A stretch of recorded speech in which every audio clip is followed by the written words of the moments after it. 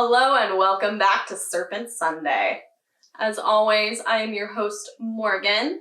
This week, our special co-host is our common kingsnake, Xena. And that's fairly appropriate because this week, we're talking about kingsnakes. Now, kingsnakes are a number of species and subspecies from the genus Lampropeltis. This particular word has a Greek root meaning shiny shields. And this is particularly useful when we're talking about kingsnakes because they do have very shiny scales when you compare them to some other species. Like rattlesnakes, for instance, tend to be a little bit of a more dull scalation than their kingsnake counterparts.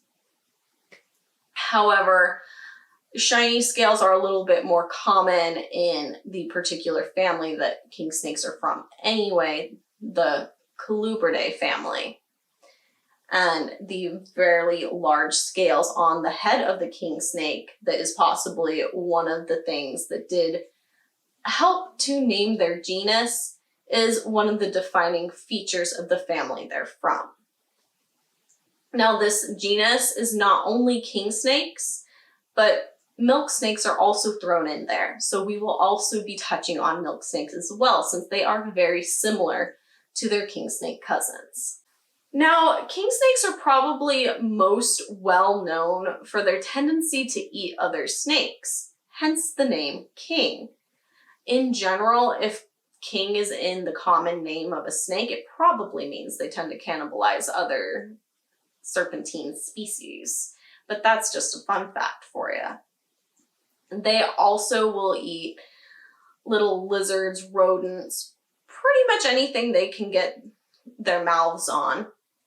And they are constrictors. So like pythons and boas, king snakes do subdue their prey via constriction. Now, king snakes can be found all over the world, especially in North America, though, where there are quite a few species and subspecies that can be found depending on where you're looking. And depending on where you are, their coloration and behavior will vary either slightly or wildly. Now, Xena here is a common kingsnake, and common kingsnakes can be found throughout the US with many different subspecies. And just the most common coloration is going to be this lovely black and white coloration. However, they can be anywhere on a spectrum from solid black to black with white speckles to different striping and banding patterns as well. And this depends on the region where they're from, what subspecies they are, and other genetic factors as well. However, there are other species of kingsnake that have very bright colorations as well. Famously, the red, yellow, and black banding on mountain kingsnakes, and also milk snakes as well. Now, milk snakes are one species that is then further broken into different subspecies, and they are more common on the eastern side of North America.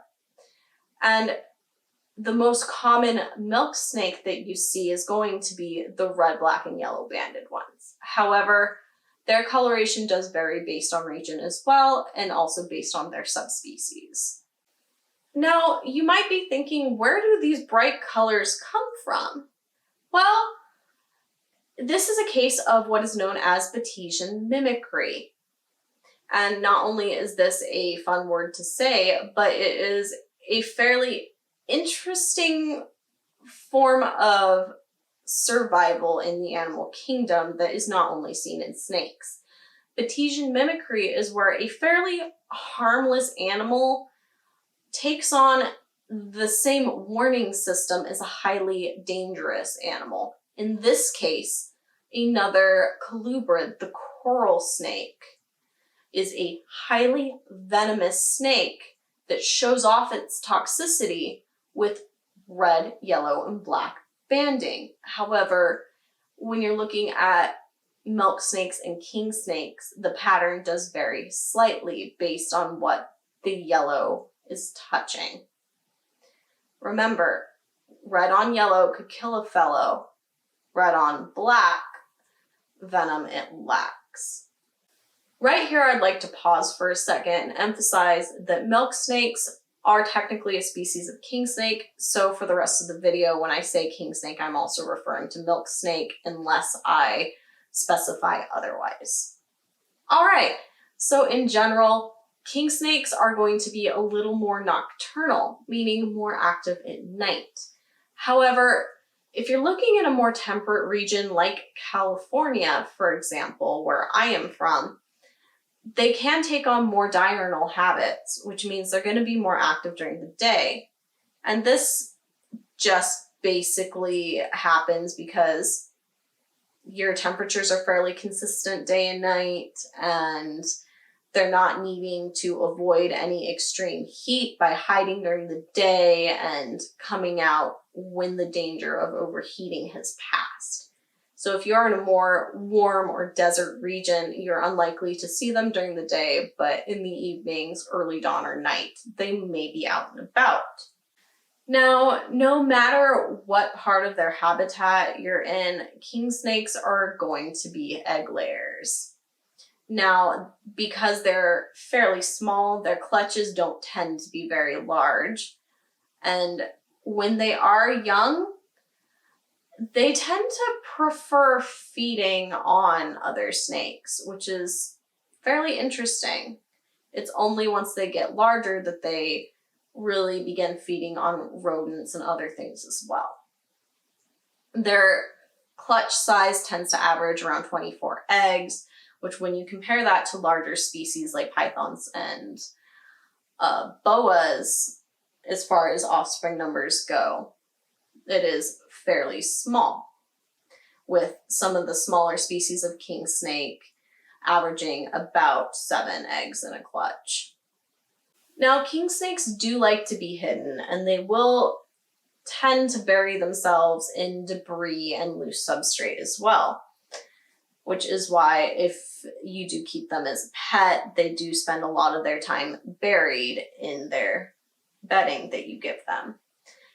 And because they are fairly even-tempered, they are fairly popular as pets, especially to people just getting into the world of snake keeping.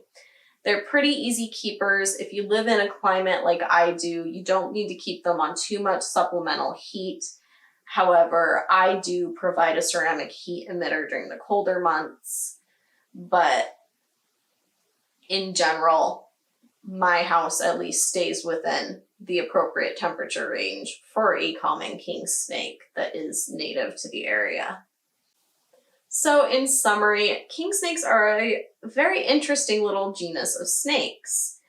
They can be quite varying in their coloration.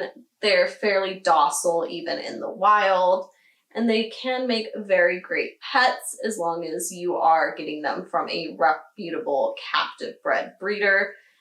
Remember that it is not recommended or legal to take a snake out of the wild for the purpose of making it a pet.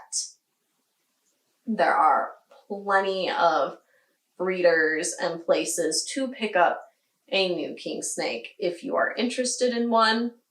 In the future, I will do a video just on their husbandry, but that is not the point of this one at the moment. With all that in mind, Zena and I don't have much more for you today. So until next time, I hope you all are handling everything going on in the world right now with at least a shred of sanity left. All right. Bye, guys. Thank you again for watching this video. Don't forget to like, comment, subscribe, and ring that bell if you would like to see more. And if you'd like to follow me on any of my other social medias, the links are down in the description below. Don't forget to check out thereptilegoth.com for all of my articles and blog posts. If you found any value in this video and you would like to help support the channel, please check out my Patreon page. That link is also in the description down below. And a special thanks goes out to my Diamond Dragon patron, Diane V. What you're doing is really helping me fund a dream here. I will see you guys all in the next one.